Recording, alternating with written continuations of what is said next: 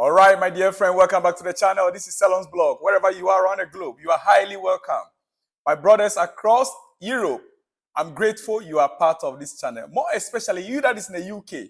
Yes, even though you are where the Premier League is taking place, where the league is the most strongest league in the world, the Premier League, the EPL, English Premier League. You are in UK and you are still following, you still subscribe to this channel. I am very much grateful, my dear friend. I'm excited you are part of us. And any part of Europe that you are, I'm highly, highly grateful for your support all these whiles. Yes, we are doing great as a channel. We are doing great and we are moving forward in a great way. You that is in America and Canada or all over the world. And not forgetting my brothers in Africa, Nigeria, Ghana, Cameroon, Senegal, Zimbabwe, Zambia. Look, I love you all. I love you all. South Africa, Kenya. I'm grateful you guys are part of this channel. Now, it is a beautiful Monday morning to you. Wherever you are, I believe you are now entering your morning or you are already in the morning.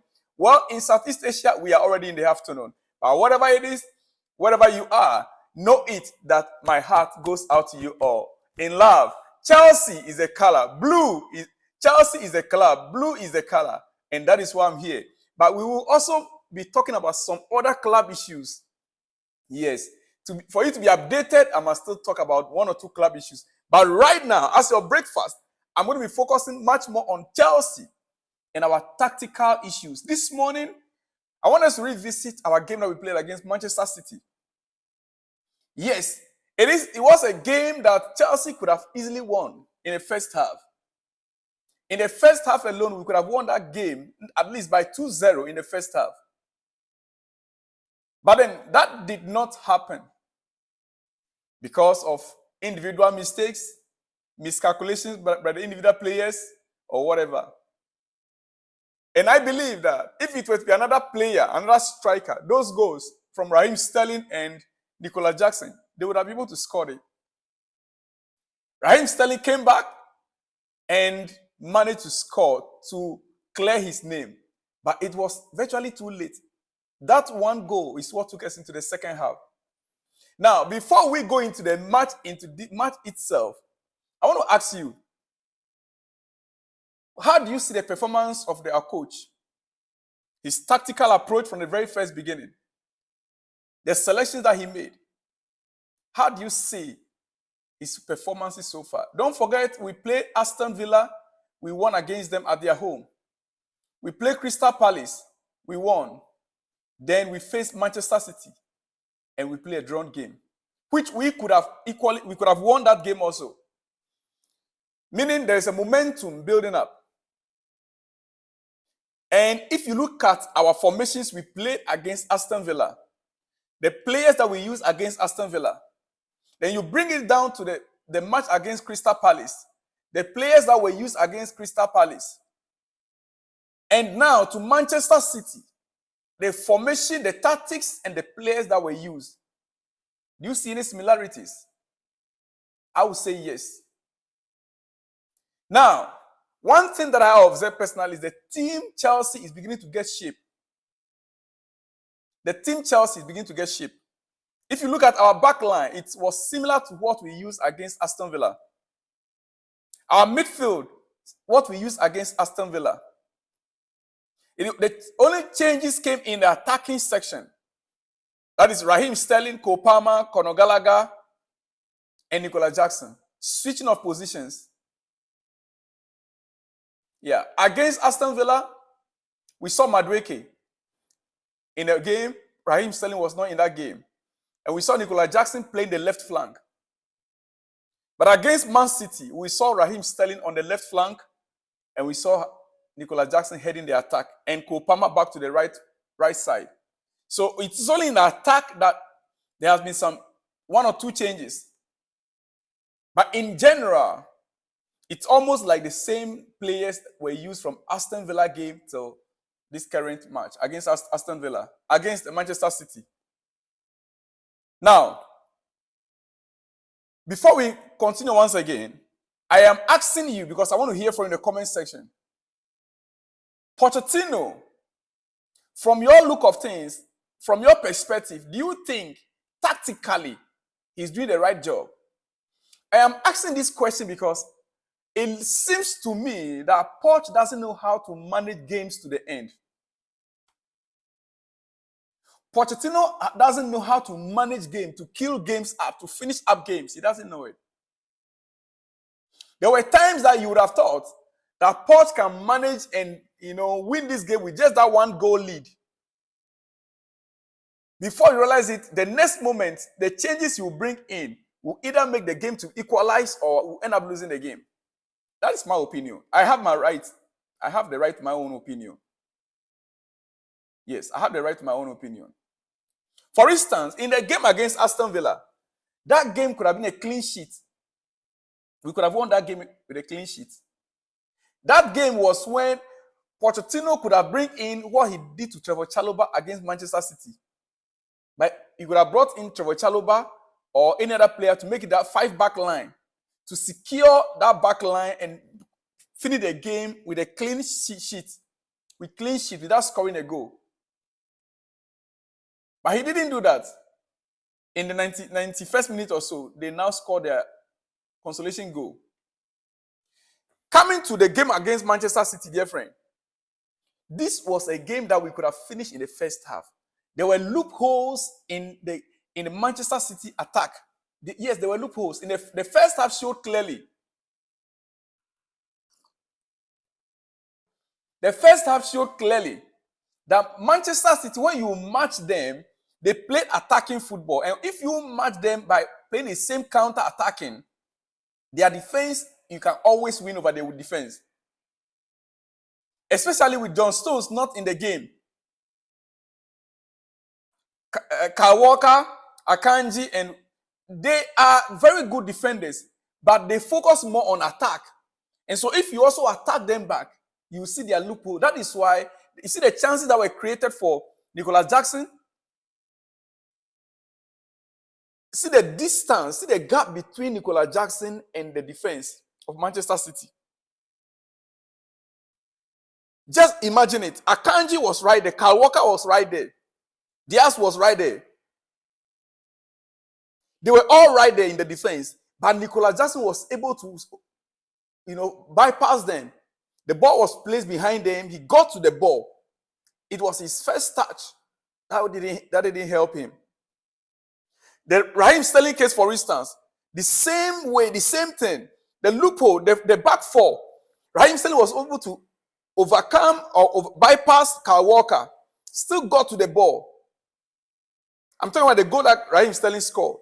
Even the one that he missed out, you could see it clearly that this was a great opportunity for Raheem Sterling to score. So, Manchester City, they hate to be attacked. But what do we see? What do we see in the second half? This is where I am talking about tactical approach to games, to finish games. And this is why some of us, we will still, till tomorrow, talk about Jose Mourinho. You played a game until 70th minute. You were attacking until 70th minute. Your players that were on the pitch, yes, understandably, some of them might be tired. But the changes you are supposed to make, if you are taking out an attacker in a game against Manchester City, you have to bring in an attacker. If you watch the game very carefully, the moment Pochettino withdrew Cole Palmer and withdrew Raheem Sterling, from that moment, from that 70th moment, we never had any shot on attack. For the rest of the the extra 20 minutes plus 4 minutes that we played, 24 minutes, we did not have a single strike on attack. Chelsea never had a single strike on attack from that moment. Dear friend. And that is the reason why, if you look very carefully, all of our shots on target came in the first half. Chelsea had 6 shots on target. 6 shots on target. Yeah. We now have to sit back and defend for 24 solid minutes. How do you expect? What do you expect? We were just lucky to have come out with a 1-1 draw. We were. We were lucky to have come out with a 1-1 draw. There was Madueke on the bench, right? So what prevents the coach from bringing on Madueke? You took out Kopama. It was Madueke's position. Is it not the same role he played against Aston Villa? Not Madueke. Is it not the same right flank role? So you took out Kopama, assuming he was tired, because Kopama assisted Malagusto a lot. Nobody is talking about the role Kopama played in defense. Kopama was the first block to Doku. Kopama was the first block to Doku. It is only when Kopama has finished his job, then now Doku, Malagusto comes in. They complemented each other on that left flank. But it looks as if you took out Kopama, you took out Raheem Sterling. It means that we are no more interested in attacking. All we are interested in now is to defend. How long do you defend against Manchester City? Pochettino, on the first half, from the onset, your tactics, your formation you got is spot on. That is just the truth. Pochettino got it spot on from the very onset. We started the game with Nicolas Jackson in attack, Raheem Sterling on the left, Conor Gallagher and Kopama. The center of the midfield, we have Enzo Fernandez and Casado. In defense, Ben Chilwell, Levi Cowell, Disasi, and Malagusto. Then we have Petrovic, who also had an excellent game. Excellent game. Now, before I let you go this morning, dear friend, let me rate my players, starting from Petrovic. In this game, I will give Petrovic 7.5. Yeah. The goal that he considered wasn't his fault. It was a deflected ball. It deflected. Ben Chilwell, I'll give Ben Chilwell 7. Levi Cowell, 7. Disasi, 8. Yes, Disasi had a game of his life. His best game so far in Chelsea uniform, Chelsea jersey. I'll give him 8, Disasi. Malagusto, I'll give him 7.5. Because that was where the danger was coming through from. Casado, I'll give him 7. In fact, Casado, I've gotten my 7.5 or 8. But the yellow card he received slowed him down in the second half. Because of the yellow card, in the second half, he could not perform again to his peak. But in the first half, he did extremely well until the yellow card. Enzo Fernandez, I'll give him 7.5. Kopama, 7. He was not that extraordinary. Even though it was his true passes that caused the greatest havoc to Manchester City, I'll give him 7. Because it was just like flashes of his performances. Conor Gallagher, I'll give him 7. Raheem Sterling, for the goal he scored, he redeemed himself from the first one. So I'll give him 7.5 for the goal he scored. It was, if you ask strikers, I listened to some strikers online, and you could see clearly it wasn't an easy goal he scored. To break the ball down, balance himself well, and strike from that angle. Many strikers, that one wasn't even a clear-cut chance like the first opportunity that he had. The first opportunity he had was much more easier than the second one.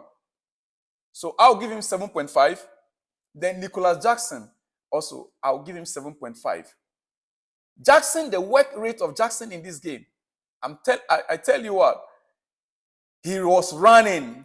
His runs that were intimidating the defense of Manchester City most. He was always running. In fact, I'll give him 7.5. I'll give him 7.5. So my most rated player for the day is 8, which is Asel Disasi. Let me hear from you in the comment section. I'll be back with more on this, more analysis on the game. And the next one, we'll be taking a critical look at Christopher Nkuku and the way forward. Christopher Nkuku and the way forward. That will be my next video. Watch out for that. I'll see you in the next one when you see me, dear friend. Shalom and peace.